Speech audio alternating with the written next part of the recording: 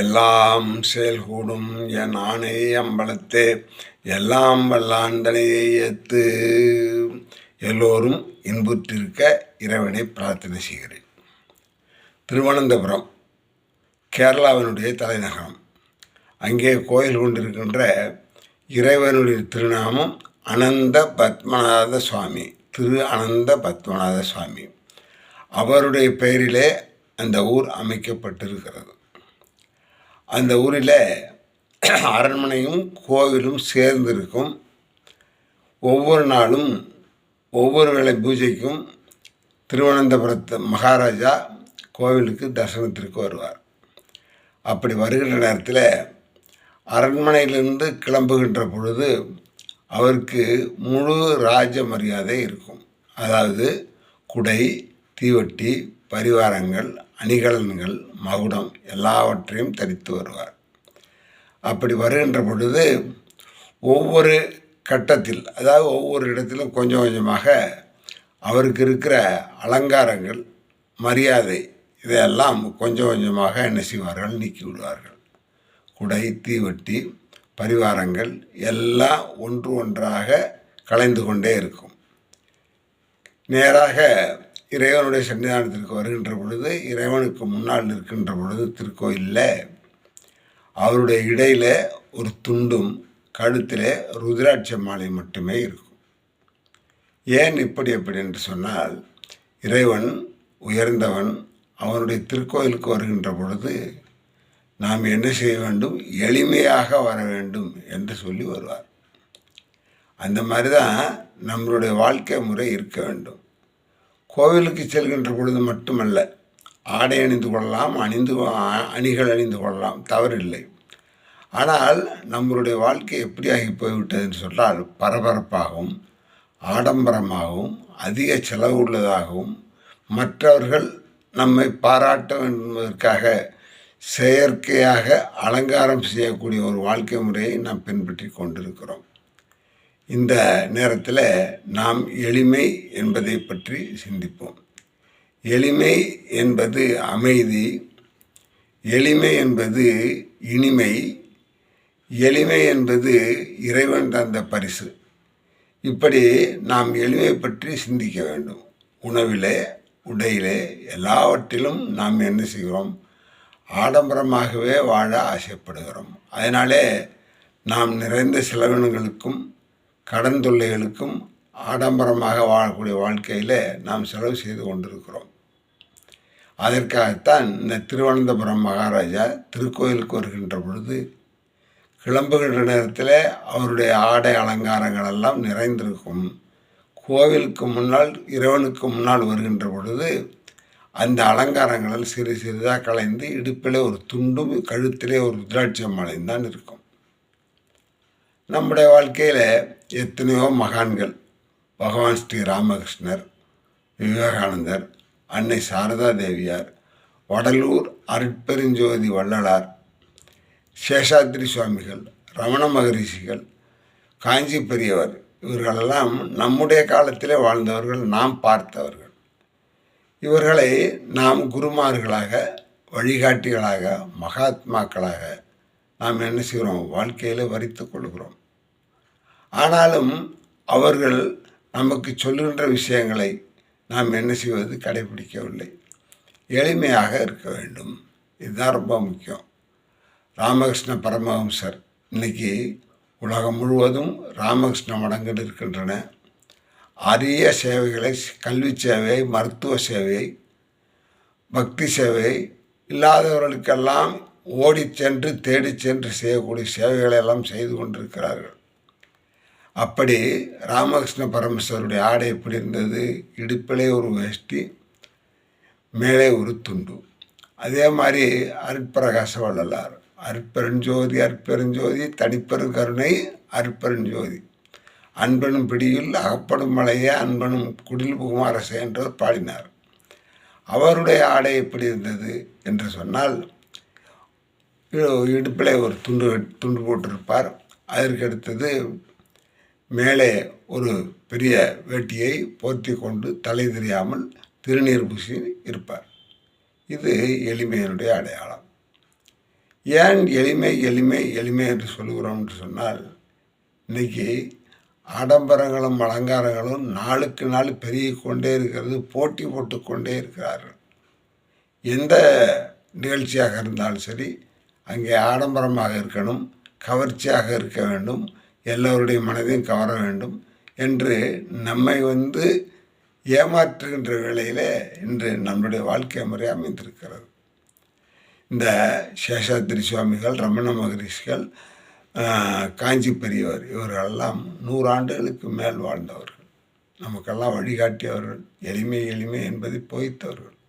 நம்மளுடைய வாழ்க்கையில் நிறைய திருப்பங்களை உருவாக்கி நம்மை மகிழ்ச்சி கடலை ஆழ்த்தி கொண்டிருப்பவர்கள். அவர்களெல்லாம் எப்படி இருந்தார்கள்? இதை நாம் சிந்திக்க வேண்டும். உடை மட்டுமல்ல, உணவிலும் கூட நாம் என்ன செய்து விட்டோம்? ஆடம்பரங்களே விரும்புகிறோம். காரசாரமாக சாப்பிடணும், சுவையாக சாப்பிடணும், கண்ணிலிருந்து தண்ணி வரும்படியாக சுவை இருக்க வேண்டும். அப்படி மாதிரிலாம் நாம் உணவுகளை சாப்பிட்டு கொண்டிருக்கிறோம். அதிலும் எளிமை வேண்டும். ஏன் அப்படின்னு சொன்னால், எளிமை என்பது எப்பொழுதுமே இனிமையானது, எளிமை என்பது எப்பொழுதுமே நன்மையானது, எளிமை என்பது எப்போதுமே அமைதியானது. இதை நாம் என்ன செய்ய வேண்டும்? பழக்கப்படுத்தி கொள்ள வேண்டும். இன்றைக்கி ஒரு தேவைக்கு போகிறோம், திருமணமோ அல்லது ஒரு பெரிய நிகழ்ச்சியோ, கோவில் திருவிழா, இங்கெல்லாம் போகின்ற நேரத்தில் ஆடம்பரமான ஆடைகளை அணிந்து செல்கிறோம். வீட்டிற்கு திரும்பி வருகின்ற பொழுது எப்பொழுது அந்த ஆடைகளை களைந்து கீழே போடுவோம் என்ற ஒரு மனநிலையில் தான் வருகிறோம். காரணம் என்னென்னா, அந்த ஆடைகளினால் நமக்கு ஒரு கவர்ச்சி இருக்கிறது. நம்ம என்ன செய்யலாம்? பிரதிபலிப்பு கொண்டு வரலாம். நாம் பெரியவங்க, வசதி படைத்தவர்கள், நம்மளுடைய வசதியை காட்டிக்கொள்ளலாம். ஆனால் அந்த இடத்துல என்ன இருக்கிறது அப்படின்னு சொன்னால், காற்றோட்டம் இருக்காது, சுவாசம் குறையும். அதனால் நமக்கு வேர்வை, சோர்வு, களைப்பு இவைகளெல்லாம் தோன்றுகிறது. அதனால தான் இவைகளெல்லாம் தவிர்க்கலாம். அதே மாதிரி அணிகலன்களை அணிந்து செல்கின்ற பொழுது யாரும் பறித்து சென்று விடுவார்களோ, அதை நாம் பாதுகாக்க வேண்டுமே என்ற எண்ணத்தில் நிகழ்ச்சியிலே நம்மளுடைய மனது முழுமையாக ஈடுபடாது. இன்றைக்கி நிறைய பேர் கோயிலுக்கு வருகின்ற பொழுது கூட அப்படித்தான் வருகிறார்கள். வருகின்ற பொழுது வாசலில் இருக்கின்ற செருப்பு போய்விடுமோ, வாசலில் நிறுத்தி இருக்கின்ற காரை ஏதாவது சேதப்படுத்தி விடுவார்களோ, அதே மாதிரி நம் ஆடை அணிகலன்களை எப்படி பாதுகாப்பது என்று இதே நினைத்து கொண்டிருக்கிறோம். அதனால் நமக்கு என்ன கிடையாது? மன அமைதி கிடையாது. ஆண்டவனுக்கும் நமக்கும் ஈடுபாடு, அதாவது ஆத்மார்த்த பிரார்த்தனை என்ற ஒரு நிலையிலிருந்து வழி சென்று விடுகிறோம். அதனால் இதையெல்லாம் நாம் சிந்திக்க வேண்டும் என்பது முக்கியமான விஷயம்.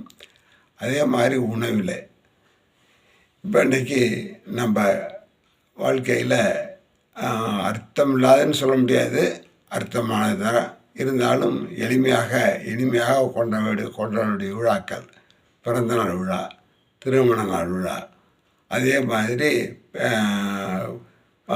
ஒரு பட்டமளிப்பு விழா, பதவியில் இருக்கின்ற விழா, இது மாதிரிலாம் இருந்தாலும் கூட அந்த இடத்துல கூட நம்ம என்ன செய்யலாம்? நம்முடைய எளிமையை கடைப்பிடிக்கலாம். இப்போ இன்றைக்கி பிறந்தநாள் விழான்னு சொல்லி ஹாப்பி பர்த்டே, இது நம்மளுடைய வாழ்க்கை முறை கிடையாது. ஒரு பிறந்தநாள் வந்துச்சுன்னு சொன்னால் அன்னைக்கு வீட்டை அலங்காரம் செய்து சுத்தம் செய்து அதற்கு அடுத்தது இறை வழிபாடு செய்யணும், சர்க்கரை பொங்கல் வைக்கணும், நல்ல இனிப்புகள் தயார் செய்யலாம், பெரியவருடைய காலில் விழுந்து ஆசீர்வாதம் பெறலாம். இது எளிமையான இனிமையான விஷயம். அதே நேரத்தில் பார்ட்டி என்று சொல்லி பலூன் மற்ற பொருள்களெல்லாம் கட்டி வைத்து அந்த இடத்துல ஒரு நெருக்கத்தை உண்டு பண்ணி அதாவது செயற்கையான ஒரு சூழ்நிலை உருவாக்கி அந்த இடத்துல நாம் கொண்டாடுவது பிறந்தநாள் விழா கிடையவே கிடையாது. எப்படா இந்த நேரம் முடியும், எப்படா இந்த விழா முடியும் என்று வெளியே வருவார். அதே மாதிரி ஆடம்பரங்கள், நிறைய பேர் என்ன செய்கிறாங்க? நமக்கு பிறந்தநாள் பரிசு கொண்டாந்து கொடுக்குறாங்க. அதுக்குள்ளே என்ன இருக்குன்னே தெரியாது. ஒரு அட்டடப்பா வச்சு மூடி கொண்டாந்து கொடுத்துட்றாங்க. அதே மாதிரி ஒரு 10 பேர் 10 அட்டடப்பா நம்ம வீட்டுக்குள்ளே என்ன செய்யுது? இடத்தை அடைத்து கொள்கிறது.